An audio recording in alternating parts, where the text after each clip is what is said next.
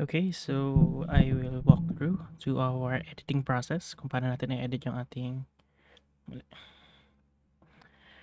ating podcast. So to start, select nyo dapat ay tama yung speakers na pinakikinggan nyo. Speakers. Ito. Okay. So sa inyo, baka isa lang akin kasi madami.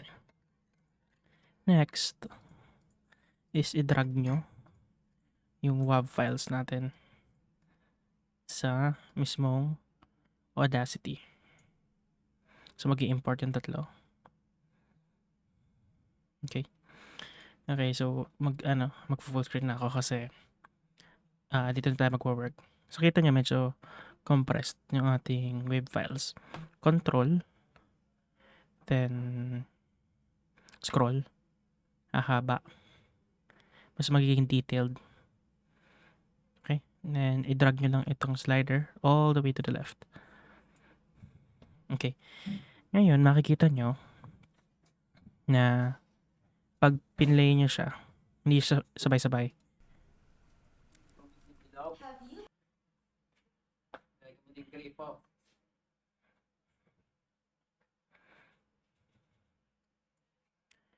Na kapag nag-start ka sa simulang-simula. Ito. Hindi siya sabay-sabay. Have you been scrolling through your timeline and read various news about health?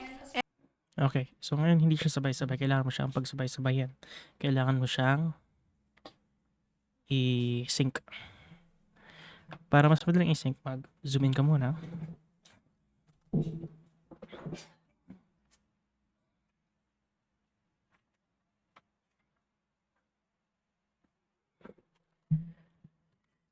Zoom in kayo using control, mag-scroll. Medyo malayo. Okay. Ganito. Makikita nyo naman yung difference ng sound. Okay. So kita nyo, dito magsisimula. Yung pangalawa, dito magsisimula. Then itong huli, dito magsisimula.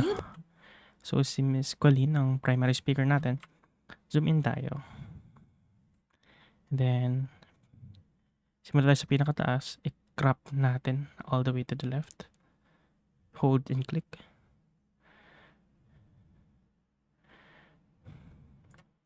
Cut. Okay, pag nag-zoom out ka, kita mo, nawala na yung blank part. Simula ulit tayo dito sa kabila. Pag mas zoom in, mas accurate kayo. So, dito ang sisimula.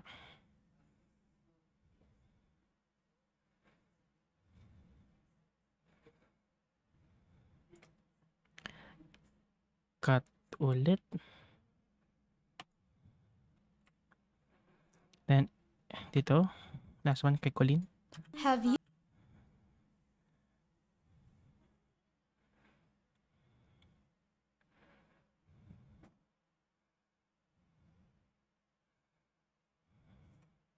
Cut ulit. Okay, hopefully, pag nagsimula ka dito sa pinaka-start, ay sabay-sabay na siya. have you been scrolling through your timeline and read various news about health? And as part of the public, you may find it overwhelming and confusing. Do not fret because that is why we are here to deliver our podcast to enlighten and inform the public of essential information from the medical world. Para ma-check mo kung sync talaga.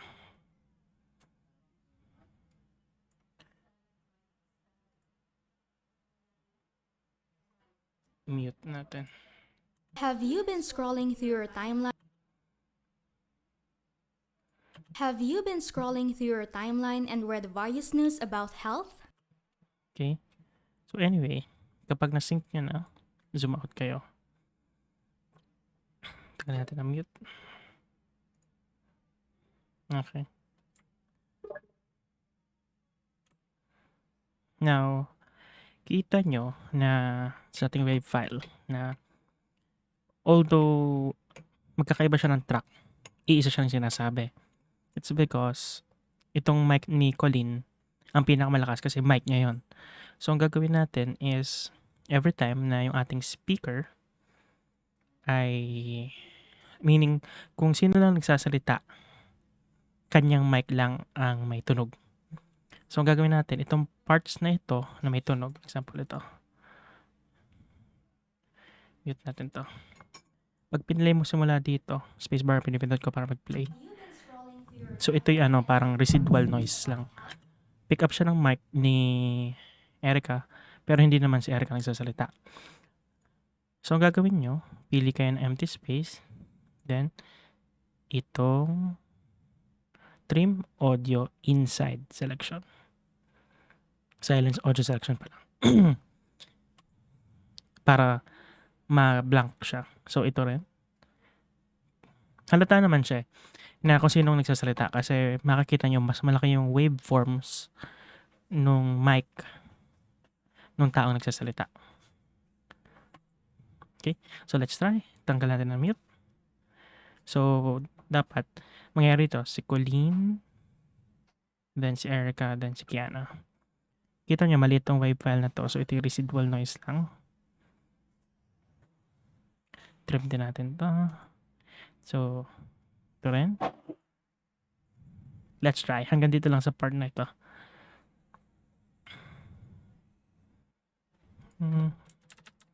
Okay, start. Have you been scrolling through your timeline and read various news about health? And as part of the public, you may find it overwhelming and confusing. Do not fret because that is why we are here to deliver our podcast to enlighten and inform the public of essential information from the medical world. Welcome to... So, kita nyo, nagsimula silang magbilang doon. Buburahin nyo itong part na to. Ito rin. Ito rin. Okay. Pag-shift pala, sabay-sabay. So, silence natin. Try natin kung sabay-sabay sila dito. Welcome to Over the Counter Episode 1, The Antigen of Truth. Welcome to Over the Counter Episode 1, The Antigen of Truth. Makikita natin ng konti na mas pag nag-zoom in tayo, hindi sila pantay-pantay. Okay? So, ang pwede natin gawin is sync uli natin.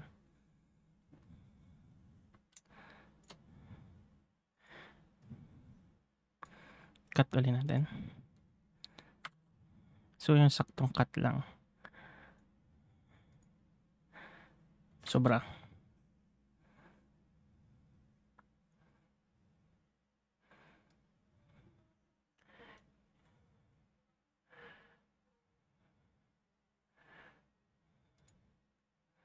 Welcome to Over...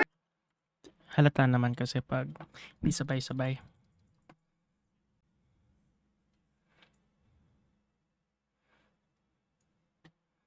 Unti-unti natin i-cut. So, dapat almost same yung waveform niya. Cut, cut, cut.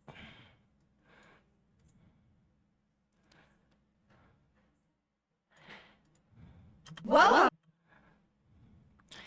Dito lang naman yung part mahirap kasi sabay-sabay na sila nagsasalita. Other than that, hindi dapat siya gano'ng kahirap.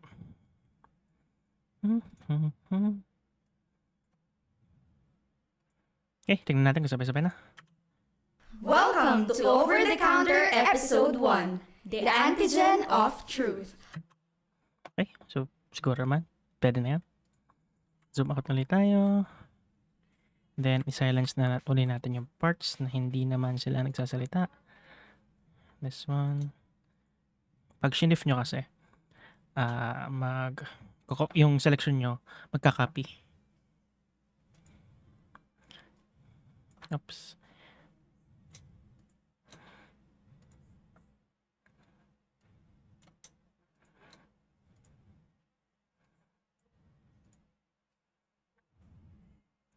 Okay, try. Truth.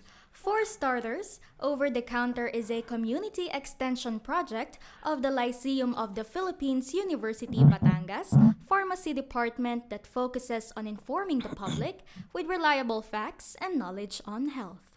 As future pharmacists, we'll serve as guides and will break down the information for you by episode. I am Erica Macy Hernandez, a third-year pharmacy student. I am Kiana Maxi. Okay.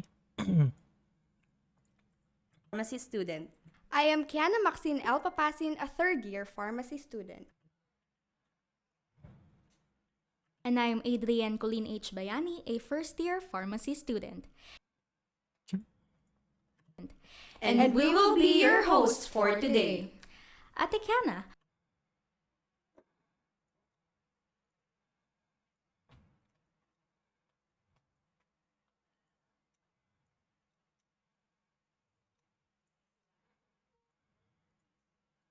For today.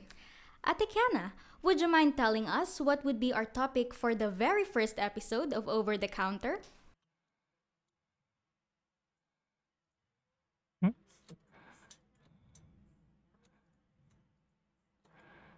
Siguro control. Yan, duplicate. Yan. Control pala pag liliban ka. Para madali. Counter? Well, since we are experiencing a pandemic because of COVID-19, the much awaited and needed effective vaccines are now available. We may have heard of different companies and their own formula for their vaccines. But first, it is important to know the very basic of a vaccine.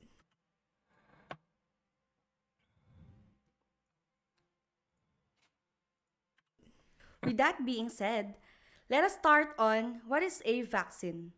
Vaccines are medical preparations that Pinapakinggan ko lang, contain a dead microbe-causing agent. It can also be prepared from either three forms. First, a protein or sugar that makes up the pathogen. Next, a toxoid containing toxin made by a pathogen or a weakened pathogen. For a quick medical vocabulary, a pathogen is a disease-causing organism and toxoid is an inactivated toxin. Vaccines in general are a remarkable discovery and have made improvements from then on. In fact, its use began in the late 18th century when Edward Jenner inoculated a 13-year-old boy with vaccinia virus and demonstrated immunity to smallpox. As the information and learning grew to the 20th century, techniques and rapid advances to varicella, influenza, and others were developed.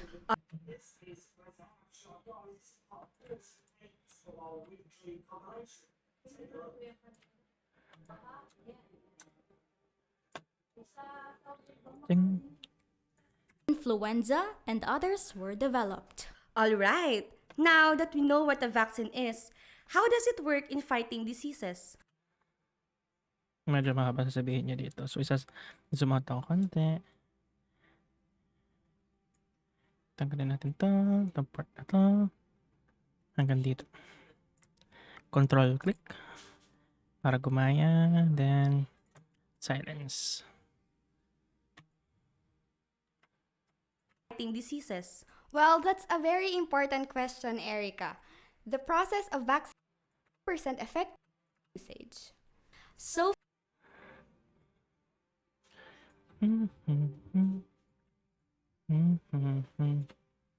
Tanggalin natin. For usage. So far, Medyo abrupt yung end na yun. Tanggalin ko yan. a great start for our topic for today. The mentioned information is from healthline.com. Now, we move on to the crucial part of vaccines, the misconceptions.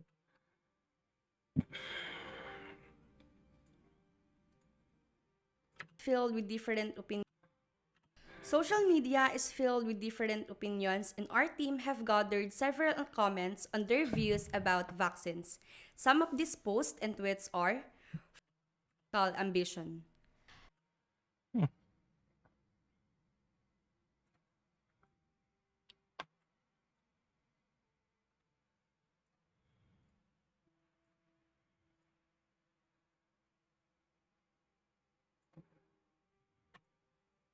Ambition. To reassure and educate the people who think the same is our purpose for this podcast. The misconceptions to be debunked today are Misconception number 1. The stereotype. Okay, so nag-stutter siya doon. to be debunked today are Misconception number 1. The stereotype. The stereotypical. Tanggalin niyo yan. Silence natin. for this Hindi nyo kailangang i-cut, ha? Kasi pag kinat nyo, i-ikli yung yung kanyang wave, yung audio. For So, this i-mute podcast, nyo lang. the misconceptions to be debunked today are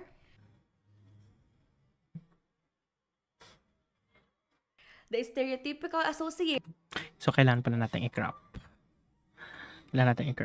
Masyado mahaba yung reassure and educate the dito magsisimula. Pwede natin i-cut ng konti. the stereotypical The misconceptions to be debunked today are Medyo matagal pa ng konti. Cut ulit natin. to be debunked today are the stereotypical association of vaccines with autism. Mute natin. So, parang atras pala siya sabay-sabay. With autism. Inanig si Kiana doon. Cut natin konti. With autism. Misconception Oops.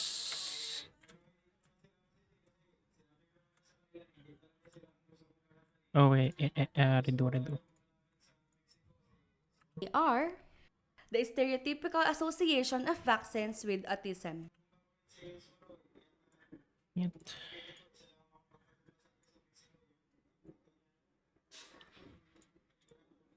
Of vaccines with autism. Misconception number 2. Vaccines cause bad effects on children. Silence natin to for a while. And atras natin to konti para humabol kay Kiana. Children. misconception number 3. Vaccines aren't worth the risk. Lastly, Oops. Aren't worth risk. Nag-overlap. Paano ko lalagyan siya na gap? Kailangan ko lagyan ng gap yung taas. Bad effects on children. Misconception number 3. Vaccines aren't worth the risk. lastly, Kailangan ko lagyan ng pwede pang insert blank.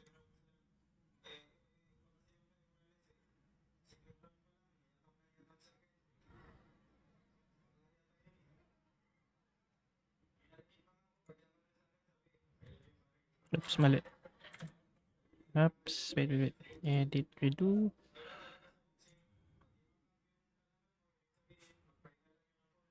Cause bad effects on children. Atras natin itong konti lang. Konting-konti lang. Misconception number 3. lastly, Okay, yun ang naging problema natin.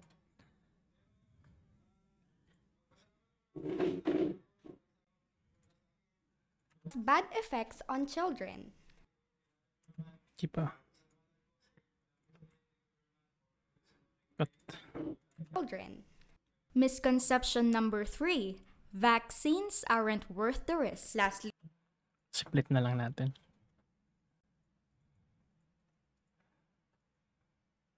lastly, Paano ko i-split?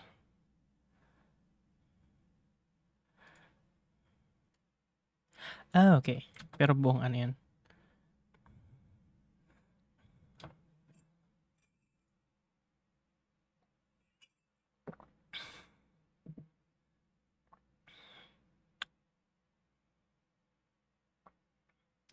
Aha.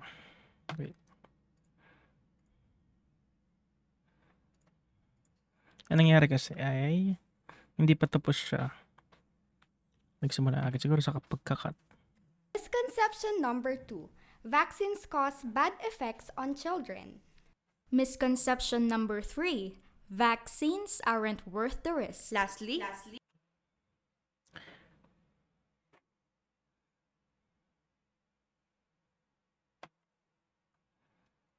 Siguro kaya kong gawan sa pagkakat. Effects on children. Misconception number 3.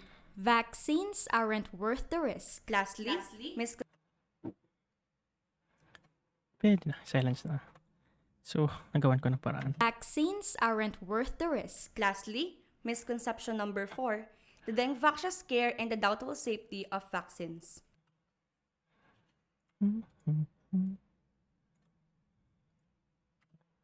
To start, Of vaccines. To start, let us address our first misconception regarding the present concerns involving the linkage between ASD and the vaccines children receive. However, studies have shown that there is no link between receiving vaccines and developing autism. That's right, Colleen. A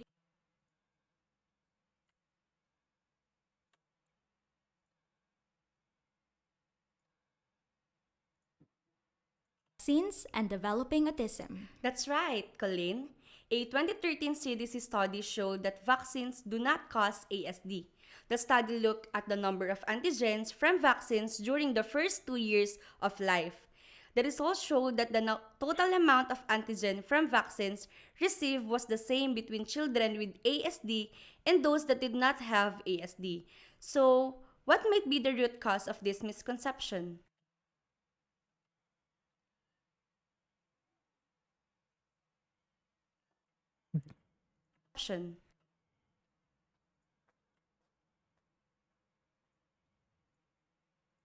This misconception.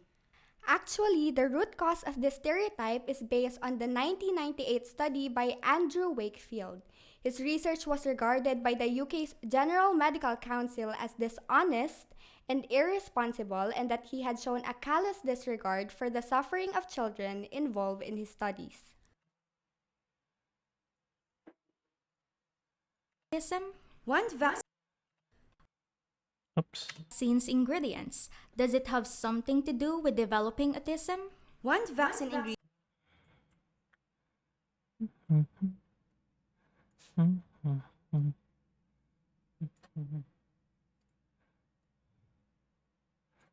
Mano-manong noise gate. Autism? One vaccine ingredient studied specifically is thimerosal, a mercury-based preservative used to decline in autism with the use of thimerosal-free vaccines.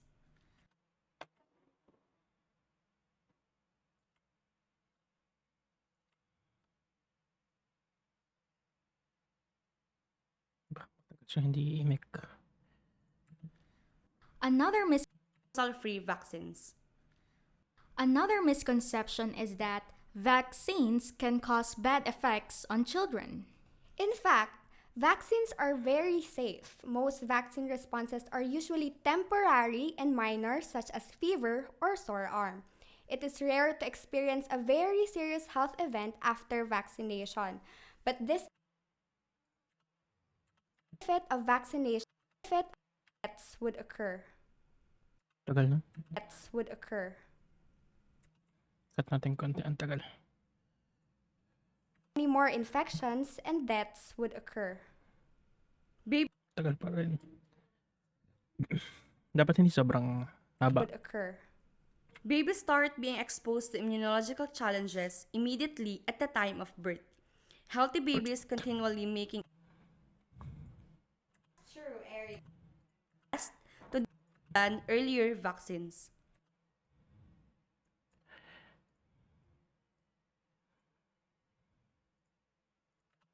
That's true, Erica. Earlier vaccines. Oops. Ano yan? Vaccines. Earlier vaccines. That's true, Erica. Immunity is the body's way of preventing illness. When a child is born, immunity to disease.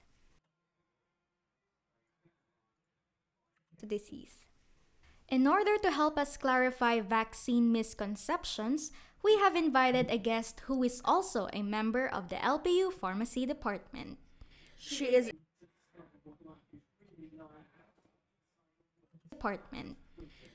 a pathology resident of Batangas Medical Center, and as mentioned,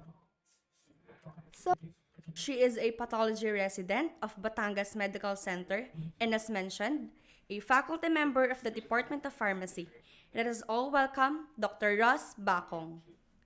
So, Doc, today we have a volunteer to ask questions regarding our topic for today, which is about vaccines and immunization.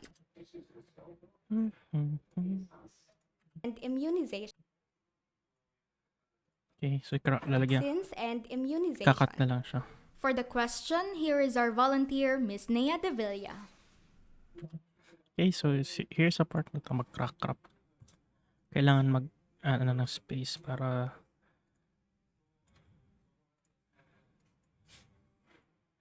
Miss Nea De Villa.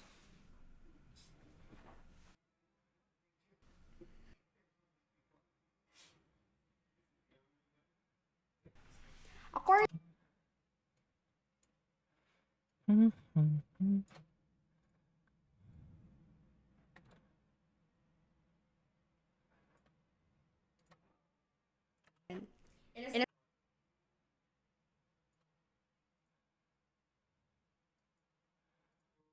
from vaccinating our children.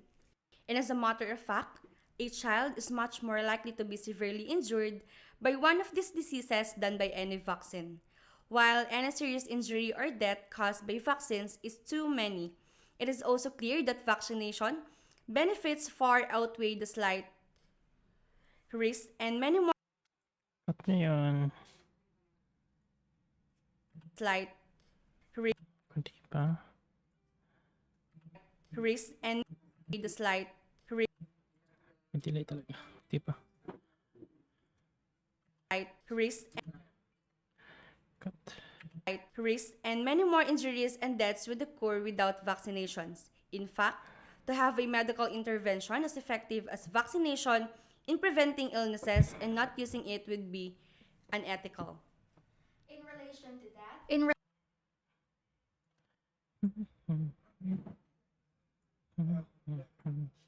It would be unethical. Sabihin natin, medyo malayo.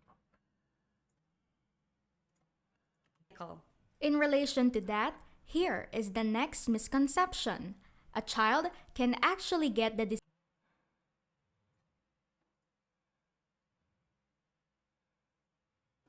Bah, haba niyang hindi iimak ah.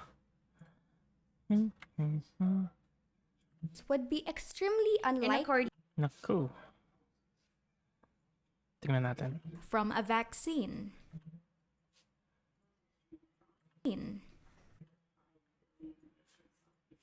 Disease from a vaccine. Di pa. From a vaccine. A vaccine causing complete disease would be extremely unlikely. And, Kundi pa. and according to American Academy of Allergy, as is working. Ano to? Bakit may irregularity dito? Okay, tingnan natin. Vaccine is working. Then Ano kaya ang sound na to? That's right. Okay, that's right. But vaccine is working. then it only means that immunization from the vaccines will be so much better than contracting the actual disease. Right, Ate Erica?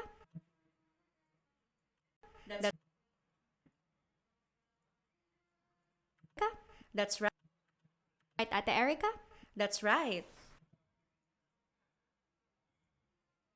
Ate Erica? That's right. Moving Di pa. Cut natin. moving on to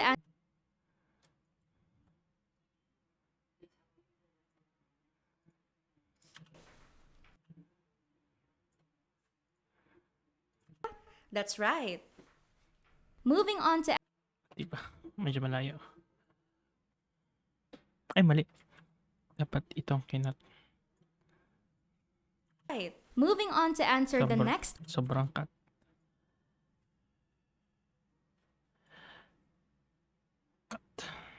Right. moving on to answer the next question. Sobra pa rin.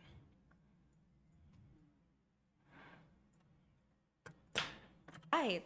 Moving on to answer the next question. Is it true that most people who get a disease have been vaccinated against it? Well, and effective. Tagal.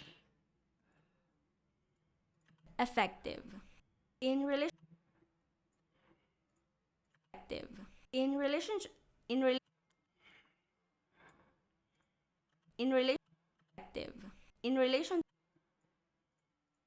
effective. In relation to that, Colleen, according to the Immunization Action Coalition, the number of vaccinated people who get a disease will be greater than the number of unvaccinated people simply because the number of unvaccinated people is so small. However, the percentage of vaccinated people getting the disease will be tiny, whereas the percentage of unvaccinated people getting the disease will be close to 100%.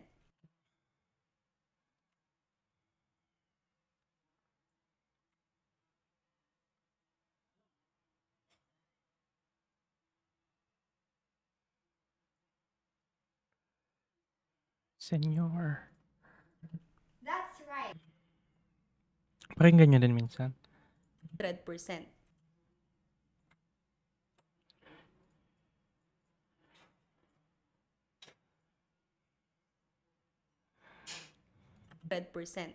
That's right, Erica. Most childhood vaccines are very effective when properly administered, and all doses are received according to the recommended schedule. Good. For the last and final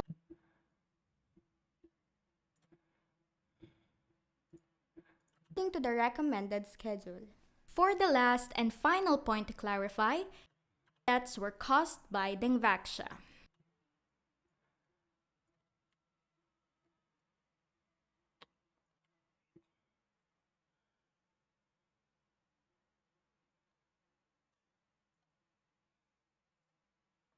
Were caused by Dengvaxia Cut na konti.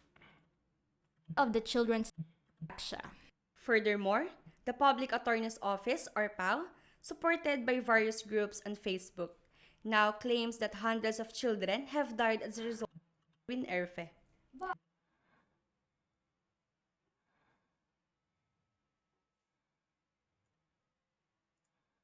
Erwin Erfe. But here's the catch. This team of POW investigators, Well, forensic specialists, well, for being unqualified as forensic specialists. well, Ates, that was quite a lot of knowledge that we shared today. I hope our dear listeners have satisfied their curiosity and for once clarified the misconceptions that they have in mind regarding vaccines. Regarding vaccines.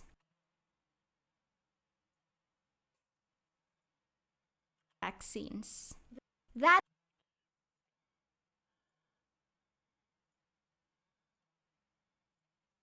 Vaccines. that is true. So at 1998, Number 2. in 1998,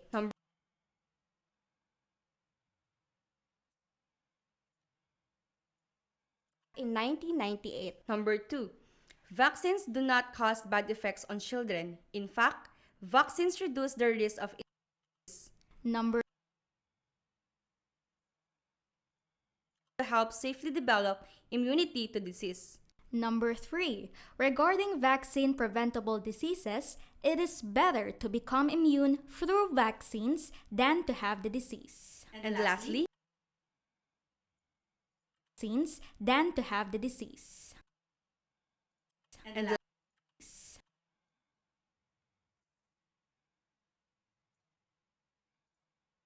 Have the disease. And lastly, number 4, the Dengvaxia scare is brought about by the Public Attorney's Office forensic investigators who were deemed to be unqualified by the Philippine medical community, including the Philippine Society of Pathologists. In relation, vaccines are very safe. Safe. Safe.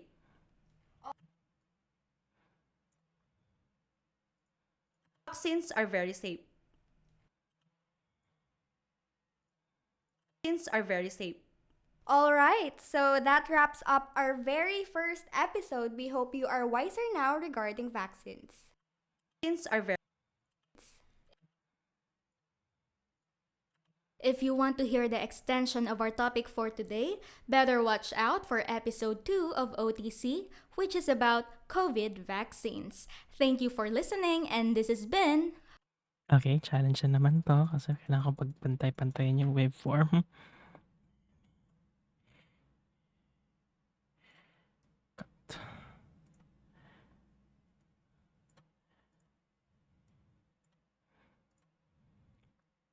Challenge talaga 'to. Karen.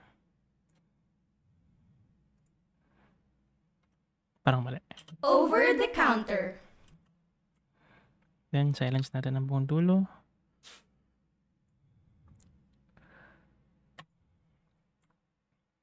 Okay, so yun yung general process ng pag-aano natin, paglinis ng audio. Have you been scrolling through your timeline and read various news about health? And as Export. Try natin yung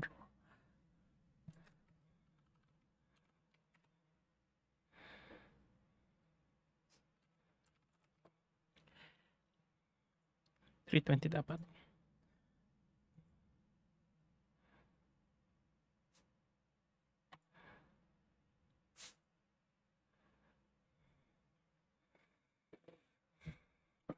Okay, yung next video naman is on mastering. Paano nyo mapapaganda yung tunog.